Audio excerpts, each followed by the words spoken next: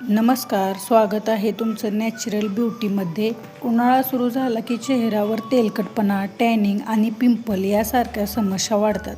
आज मी तुम्हाला एक असा सोपा घरगुती फेस पॅक सांगणार आहे जो वापरून तुमची त्वचा पहिल्याच वापरात थंड, टवटवीत, ग्लोईंग आणि पिंपलही जातील.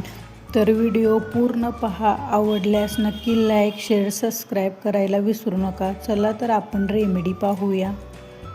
चला तर आपण साहित्य पाहूया काय काय लागणार आहे. या मॅजिकल फेस पॅकसाठी फक्त आपल्याला 3 इन्ग्रेडियंट्स लागणार आहेत.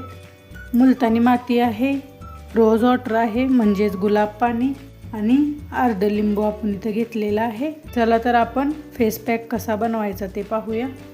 सर्वात आधी आपल्याला 1 चमचा मुलतानी माती घ्यायची आहे.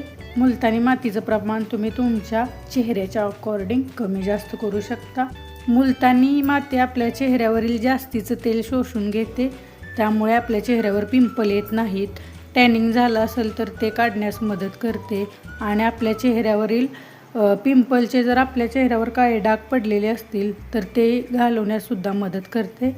आणि उन्हाळ्यामध्ये मुलतानी मातीचा फेस पॅक आपण चेहऱ्याला वापरल्यावर चेहऱ्याला थंडावा मिळतो आणि आपल्या चेहऱ्यावर उष्णता होत नाही. उष्णतेमुळे आपल्या चेहऱ्यावर जे पिंपल येतात, टायनी बम्स येतात ते येत नाहीत.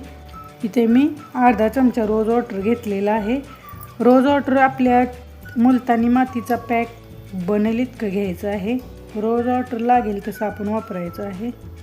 हा पॅक आपल्याला वापरायचा असेल तेव्हाच बनवा आणि लगेच वापरायचा आहे. रोज वॉटर लागेल तसं तुम्ही वापरायचं आहे. एक अशी स्मूथ पेस्ट बनली पाहिजे. जास्त पातळही करायची नाही आणि जास्त टाईटही ठेवायची नाही. चेहऱ्याला इझिली आपल्या अप्लाय झाली पाहिजे.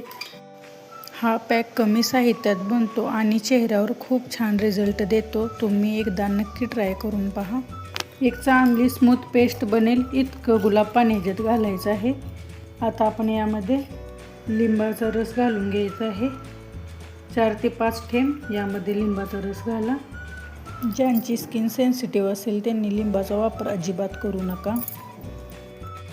आणि चांगलं मिक्स करून घ्यायचं आहे. गुलाब जल आपल्या चेहऱ्याचा pH बॅलेन्स करते आणि चेहऱ्याला एक टवटवीतपणा द्यायला मदत करते. लिंबाचा रस आपल्या चेहऱ्याला नॅचरल ब्लिचिंगचे काम करतो. त्यामुळे हे 2 इन्ग्रेडियंट्स आपण यामध्ये घालायचे आहेत. यामध्ये तुम्ही चंदन पावडर जरी वापरली तरी चालेल. अर्धा चमचा चंदन पावडर, अर्धा चमचा मुलतानी माती असं कॉम्बिनेशन करून जरी हा पॅक बनवला तरी गुणकारी ठरतो. हे चांगलं असं मिक्स करून घ्यायचं एकजीव.